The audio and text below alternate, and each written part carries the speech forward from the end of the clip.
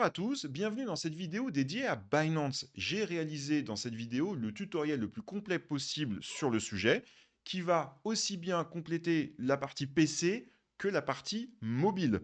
Comment acheter des crypto-monnaies? Alors, évidemment, pour acheter des crypto-monnaies, il va falloir de l'argent. Donc, il va falloir dans un premier temps créditer la plateforme. On peut la créditer soit par virement bancaire, soit par carte bancaire, voire même déposer des crypto-monnaies si vous en avez déjà. Je vais d'abord parler du sujet qui est de créditer avec soit une carte, soit un virement bancaire. Et dans un second temps, je vais expliquer comment on dépose de la crypto-monnaie sur la plateforme de Binance. Pour ce faire, vous allez ici, à côté de mon compte, vous voyez, vous avez un logo portefeuille. Vous cliquez sur Vue d'ensemble du portefeuille. Ici, sur le portefeuille, on peut voir que j'ai 175 € sur le compte. Ici, je peux cliquer sur Dépôt. Et j'ai trois possibilités. Déposer des euros, acheter de la crypto-monnaie avec des euros qui seraient éventuellement déjà sur le compte, ou déposer des crypto-monnaies si par exemple j'ai un wallet externe à Binance et donc je peux transférer des crypto-monnaies sur Binance.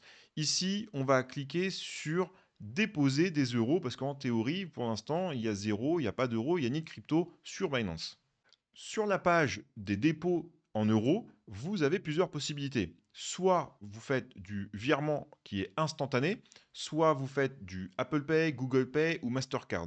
Le problème de ces solutions alternatives au virement instantané, c'est que vous allez avoir des frais de 2%, ce qui est très élevé en crypto-monnaie, hein. Donc moi, je vous recommande vivement d'utiliser les virements, surtout que maintenant, il y a de l'instantané et il y a 0 € de frais sur vos dépôts. Donc sélectionnez virement bancaire dans l'absolu et cliquez sur continuer. Donc là, vous avez une petite page avec un questionnaire quand c'est la première fois que vous allez faire un dépôt par virement, que ce soit la carte d'ailleurs, je crois que c'est identique. Donc, dans quel but utiliserez-vous Binance?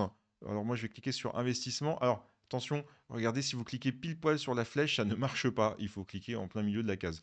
Quelle est votre principale source de revenus? Donc, ben, moi, je vais marquer par exemple profession. Quelle est votre situation professionnelle? Ben, je suis indépendant. Quel montant prévoyez-vous de déposer chaque année sur la plateforme? Moi, je vais mettre plus de 100 000 $. Dans quel secteur travaillez-vous? Moi, je vais mettre par exemple, eh bien, toc toc toc, autre industrie ou service. Quel est le canal de paiement que je compte utiliser? Ben, alors là, pour la démonstration, c'est les virements bancaires. Et je clique sur continuer. On a un petit message qui nous confirme que tout est en ordre. OK. À présent, je peux cliquer du coup de nouveau sur virement bancaire, continuer. Ici, petit message qui nous demande de valider certaines informations avec le partenaire. Je clique sur activer. Vous avez un petit pop-up qui vous dit que vous avez une vérification en cours. Vous cliquez sur OK. Une fois que vous avez cliqué donc sur OK, en fait, vous n'avez pas de message qui vous dit OK, c'est validé. C'est que c'est validé en fait par défaut. Et donc, une fois que ça, c'est validé, vous pouvez recliquer sur continuer en ayant sélectionné virement bancaire et là, vous allez voir apparaître votre IBAN où vous devez faire un dépôt. Je précise que vous devez faire un dépôt avec, votre vrai compte à vous et non pas un tiers, sinon le virement sera refusé, hein, je tiens à le préciser. Moi, je ne vais pas cliquer ici pour la démonstration, parce qu'il y a toutes mes informations, personnelles et j'ai pas envie de les afficher, publiquement et sur internet, mais là, vous aurez votre IBAN pour pouvoir faire votre virement. Une fois que votre virement est crédité sur Binance, on passe à l'étape numéro 3. Donc, premier point, si vous venez de faire votre virement et que vous avez reçu la notification de Binance qui vous indique que votre virement vient d'être crédité, quand vous allez vous rendre tout en haut ici dans Portefeuille, dans Vue d'ensemble du portefeuille, vous allez arriver donc sur cette page qui va vous montrer votre solde. Et regardez ici, crypto, vous avez la ligne euro avec le montant que vous venez d'envoyer par virement. Alors vous voyez, pour la version mobile, c'est légèrement différent. Tout en bas à droite ici, vous avez un petit onglet, c'est actif. Et quand vous cliquez donc dessus, vous retrouvez votre valeur totale. Et ici, vous avez la ligne spot. Vous cliquez dessus. Et là, vous voyez votre ligne euro qui a été créditée. Avant de nous retrouver sur le PC, je veux faire une précision pour éclairer un peu votre lanterne. Il n'est pas possible d'échanger directement des euros contre par exemple du Bitcoin. Il faut échanger une crypto-monnaie contre une autre crypto-monnaie. Et l'euro n'est pas une crypto-monnaie. Peut-être plus tard avec les monnaies de banque centrale, mais pour le moment, ça ne l'est pas. Ça veut donc dire qu'on doit échanger nos euros contre une autre crypto-monnaie qui, elle, est la référence du secteur. Parce qu'il existe des pair sur les échanges de crypto-monnaies. Je vais vous expliquer. Si par exemple, vous voulez échanger votre argent contre du Bitcoin, vous devez vous poser la question, mais que veut recevoir en échange la personne qui vend, elle, ces Bitcoins? Elle veut recevoir des USDC dans 90% des cas.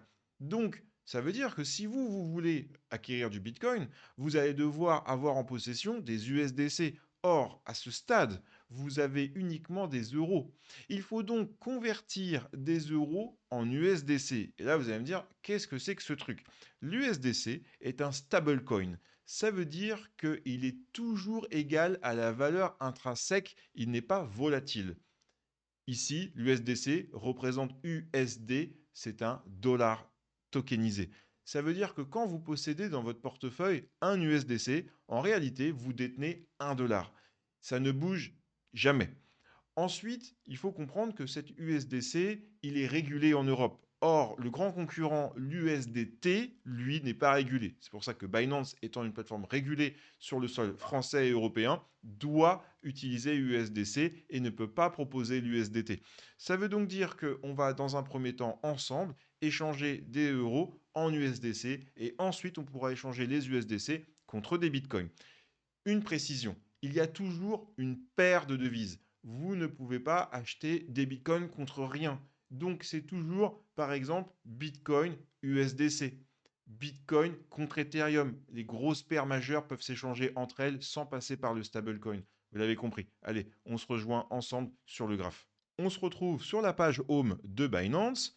Ici, je vais sélectionner Trader et je vais cliquer dans Spot. Nous arrivons à une page qui nous permet d'acheter et vendre une crypto-monnaie contre une autre.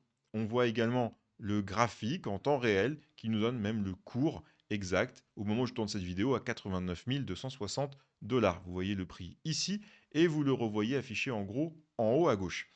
On voit que nous sommes bien sur la paire BTC USDC. Regardez en gros avec le logo de Bitcoin, il ne faut pas se tromper.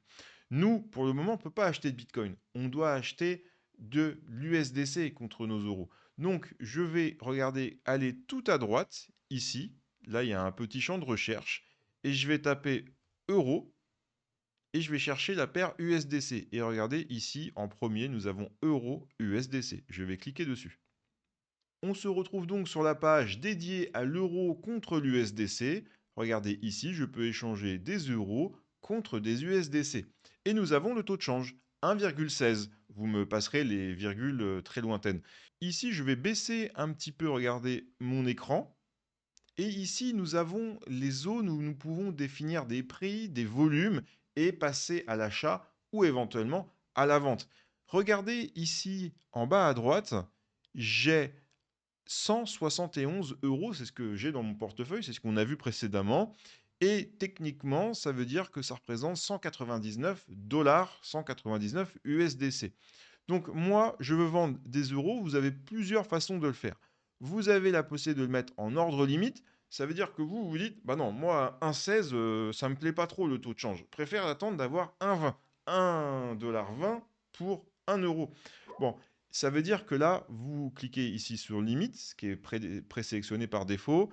Ici, vous allez entrer non pas 1,16 $, mais 1,20 $. Vous allez dire par exemple, eh ben moi je veux échanger 100 euros. Et ça veut donc dire que si le cours atteint 1 euro est égal à 1,20 $, alors vous aurez l'ordre qui va s'exécuter et vous aurez 120 USDC qui seront crédités sur votre compte.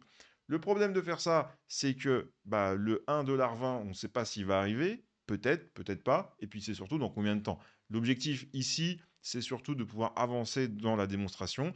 Cet ordre limite, vous allez voir, on va pouvoir l'utiliser, mais plutôt sur Bitcoin. La paire euro-dollar n'a pas vraiment de sens dans le but de cette vidéo, à moins que vous soyez sur le Forex, mais c'est un autre sujet. Donc du coup, ce que je vais faire, c'est que je ne vais pas cliquer sur ordre limite, je vais cliquer sur Market. Ça veut dire qu'au moment où je vais cliquer vendre mes euros, immédiatement, ça va vendre au marché et récupérer des USDC, ce qui va nous permettre de continuer. Donc ici, je vais entrer le montant que je souhaite vendre en euros et je vais voir ce que je vais récupérer en USDC. Mais on le voit, devrais récupérer 199 USDC si je vends tout. Je vais tout vendre. Donc là, soit je tape directement 171 euros, ou je peux, vous voyez là, ici, j'ai une ligne horizontale. Je peux la balayer de droite à gauche et de gauche à droite pour ajuster si je veux ajuster. Et ensuite, je clique sur vendre mes euros. Vous voyez, j'ai des confirmations, ordre de vente, market créé, parce que je rappelle, hein, on est bien sur market, on n'est pas sur limite, ce qui fait que c'est instantané à partir du moment qu'on clique sur vendre. Attention, il n'y a pas de message de confirmation, ça veut dire que c'est instantané, il faut faire attention à ce qu'on fait, je vous invite à toujours relire à 2 fois là où vous êtes en train de cliquer. Maintenant que nous avons des USDC, regardez ici, nous avons maintenant une balance à 171 euros, 199,36 USDC. Ça y est, nous n'avons plus d'euros dans le portefeuille, nous avons maintenant des USDC. Nous allons maintenant donc passer à l'achat, nous allons acheter du Bitcoin. Pour ce faire, nous remontons tout en haut, nous recherchons à nouveau la paire BTC, et regardez, nous avons la paire BTC-USDC. Donc je vous invite à cliquer dessus. Nous avons bien maintenant la paire BTC-USDC qui est affichée en haut à gauche. Nous sommes donc sur la bonne paire pour avoir des bitcoins. À présent, je vais vous montrer quelques notions importantes avant de passer à l'achat. Le premier point, c'est que au-delà du prix que vous voyez en direct ici en haut à gauche, là, sur toute la colonne de gauche, ce que vous voyez, c'est le carnet d'ordre. Le carnet d'ordre, c'est l'opposition entre les gens qui vendent des bitcoins et ceux qui positionnent des ordres pour acheter du bitcoin.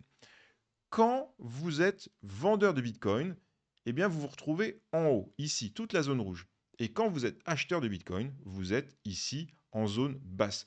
Alors vous voyez, ici on a des ordres à 89 208 avec 46 centimes, 209, 212. C'est très serré, on n'a pas beaucoup d'amplitude visuelle là sur ce qui se passe sur le carnet d'ordre. Vous pouvez ici cliquer sur le 0,01, ce qui va augmenter en fait les décimales ou les unités, et vous allez avoir quelque chose de visuellement un peu plus facile à lire au niveau du graphe. Moi, je vous recommande d'utiliser soit le 10, soit le 100. Déjà, on y voit un peu plus clair. Mais si vous voulez clairement avoir une vision un peu plus long terme, alors sélectionnez le 100 et le 100 va vous donner le nombre de bitcoins qu'il y a en vente sur chaque palier tous les 100 dollars. Et à contrario, pour les acheteurs, ceux qui veulent acheter du bitcoin, tous les 100 dollars, vous verrez le nombre d'USDC, la valeur en bitcoin qui est en attente d'ordre. Parce que vous allez voir qu'on peut positionner des ordres limites. Je l'ai effleuré dans l'idée tout à l'heure avec USDC et on va le mettre en pratique sur le bitcoin. Donc, pour le moment, on va faire un achat spot Bitcoin. Donc, immédiatement au marché, on va acheter du Bitcoin. Et ensuite, je vais vous montrer comment on fait un ordre limite. La plupart d'entre vous allez certainement acheter du spot. C'est normal. C'est quelque chose de très courant. Et vous voyez, quand vous allez passer votre ordre, c'est très important de regarder est-ce qu'il y a de la liquidité. Alors là, vous êtes sur Binance, mais c'est bien de prendre l'habitude. C'est quand je vais passer mon ordre, est-ce qu'il y a suffisamment de liquidité pour pas que ça fasse un spread trop élevé? Qu'est-ce que c'est le spread? Admettons que vous vouliez acheter par exemple 1000 bitcoins. Bon, il faut-il encore qu'il y ait 1000 bitcoins en vente à un prix pas trop mal? Parce que regardez, là, le cours est à 89 200. Si vous voulez acheter 1000 bitcoins, bah, il n'y a pas 1000 bitcoins. Là, il y en a 38, 11, allez, à tout casser, il y a, il y a 50 bitcoins, 60 bitcoins. Et les 50 ou 60 bitcoins nous ramèneraient déjà à 100 000 dollars. Ça veut dire que si vous voulez acheter d'un coup 1000 bitcoins, vous allez faire une mèche sur le cours à plus de 100 000 dollars. Et c'est surtout que vous allez payer vos bitcoins peut-être 120, 130, 150 000 dollars pour certains d'entre eux. D'accord? Donc évidemment, je prends l'extrême avec 1000 bitcoins, mais c'est pour représenter l'idée. Ça veut dire qu'il faut toujours s'assurer quand même que vous êtes proche du cours en fonction de la valeur que vous voulez acheter. Alors vous n'avez pas de problème avec Bitcoin, mais avec des paires de crypto beaucoup moins connues, ce genre de problème peut arriver facilement avec des ordres de 20, 30, 50 000 dollars. Vous pouvez prendre 3, 4, 5% de spread à cause de ce genre de choses. Donc pensez bien toujours à vérifier est-ce qu'il y a de la liquidité à la hauteur de mes ambitions à proximité de ce montant. Ok. À présent, nous allons passer à l'achat. Je rappelle ici ordre limite, ordre market et nous avons des USDC. Ce que nous allons faire, c'est que nous allons cliquer ici à gauche dans le total du USDC que nous voulons acheter contre du Bitcoin. Et nous allons dire que nous voulons dépenser 10 USDC contre du Bitcoin. Donc, je rentre 10 USDC. A contrario, je pourrais sélectionner non pas la valeur en USD que je veux, mais Bitcoin. Pour ce faire, je clique sur la petite flèche au bout du USDC, je passe sur Bitcoin et là je dis, bah moi je veux acheter par exemple un Bitcoin. Alors là, je ne peux pas parce que j'ai pas suffisamment d'USDC et j'ai le message en erreur. Mais si vous voulez avoir cette notion de volume en Bitcoin et non pas en USDC, c'est ce que vous devez faire. Moi, je vais revenir en USDC puisque là, moi, j'ai un petit portefeuille sur ce compte de démonstration. Il n'est pas possible pour moi de faire des démonstrations avec un ou plusieurs Bitcoins. Maintenant que nous avons sélectionné la valeur de 10 USDC, je vais cliquer sur acheter des Bitcoins. Et là, vous voyez, à nouveau, j'ai des ordres qui viennent de se confirmer tout en haut. Mes USDC ont bien été convertis donc sur le Bitcoin. Regardez à droite, nous voyons que nous avons 9,80 $ de Bitcoin. Vous voyez, on a 0,001 Bitcoin. De la même manière, donc, je peux vendre mes Bitcoins au marché. Regardez, je vais vendre tous mes Bitcoins. Voilà, vendre mes Bitcoins. Et là, il va vendre à nouveau les bitcoins au marché. Voilà, ordre de vente, market créé. Donc d'un coup, on a acheté des bitcoins et on les a revendus immédiatement. Ça veut dire que la différence nous a été profitable ou non profitable. Bon, là, sur une échelle de temps de quelques secondes et d'un 10 $, on parle de quelques centimes. Mais c'est comme ça que vous faites des profits. Vous achetez, par exemple, à 100 000 $ du bitcoin, vous attendez, quand il est à 110 000 $, vous vendez en appuyant sur vendre mes bitcoins. Là, je vous ai fait une démonstration sur le marché spot. Maintenant, on va faire un ordre limite. L'ordre limite, c'est qu'on va se dire, bon, là, le prix du Bitcoin, il a 89 000 $. Moi, je considère qu'il est trop cher. Je veux positionner des ordres et être prêt quand il va toucher les 80 000 $. Parce que je pense qu'il va partir vers les 80 000 $. Très bien. Alors à ce moment-là, on va positionner donc le fameux ordre limite. L'ordre limite, vous voyez, vous pouvez cliquer dessus. Et là, vous pouvez dire, eh ben moi, quand Bitcoin va atteindre la valeur de 80 000 $, je veux acheter, par exemple, 0,0001 Bitcoin. Maintenant, vous pouvez avoir l'équivalent ici en USDC. Là, ça fait 80 centimes. On va se dire, bah non, moi je vais en acheter pour 10 $. Ça veut donc dire que si le cours chute à 80 000 et que mon ordre est ouvert, alors à ce moment-là, ça va passer à l'achat. Je clique sur acheter des bitcoins. Ordre limite d'achat créé. Regardez le pop en haut. Et là, si je descends en dessous, regardez, je vois un ordre ouvert Bitcoin contre USDC en ordre limite à l'achat, parce qu'on peut aussi vendre dans le sens inverse. 80 000 $, c'est mon prix de référence. Le montant de Bitcoin qui va être acheté, 0,00112, ce qui représente 9,60 $, parce que quand Bitcoin sera à 80 000 $, il coûtera un peu moins cher, donc ça baisse un petit peu. Et tout ça, ça sera automatiquement activé si Bitcoin touche 80 000 $. C'est-à-dire que même quand vous serez en train de dormir, si 80 000 $ est atteint, ce trade sera exécuté. Maintenant, on va aller dans l'autre sens. Disons que je veux positionner un ordre à la vente. J'ai acheté du Bitcoin à 80 000 $, j'ai fait une bonne affaire, et je veux que quand il atteigne 100 000 $, eh ben, automatiquement, il soit vendu. Eh bien, ce que je vais faire, c'est que je vais positionner un ordre limite. Alors, pour pouvoir être capable de faire cet ordre limite et vendre des bitcoins à 100 000 $, bah, il faut que j'ai des bitcoins. Étant donné que là, eh ben, j'en ai pas parce que j'ai refait dans le sens inverse, on a acheté, on a revendu des bitcoins, on va en racheter un petit peu. Donc, je vais cliquer sur marché. Ici, je vais acheter pour 10 $ de Bitcoin. Voilà, c'est tout bon. Maintenant, je clique sur limite. Et là, regardez, sur le côté droit, on voit que j'ai l'équivalent de 10,69 $ de Bitcoin. Je vais dire, eh ben voilà, moi, à 100 000 tourons, je veux vendre mes Bitcoins. Et je veux vendre combien? Je veux vendre à la totalité. Voilà, je veux vendre la totalité. Donc j'aurais très bien pu marquer un autre montant ici en USD dollars ou la valeur identique sur le Bitcoin. Ensuite, je clique sur vendre des Bitcoins. Et là, regardez, un nouvel ordre s'est positionné ici, un ordre limite. Ça veut donc dire que quand le prix va toucher 100 000 $, mes Bitcoins seront vendus pour une valeur de 11 $. Voilà. Donc là, vous avez vu comment on achète en spot, en market, en marché, prix marché. Marché et market, c'est la même chose, hein. On achète au prix marché ou on positionne des ordres en limite. C'est très important, les ordres limites. C'est comme ça qu'on fait souvent des belles affaires. C'est qu'on met des ordres qui traînent.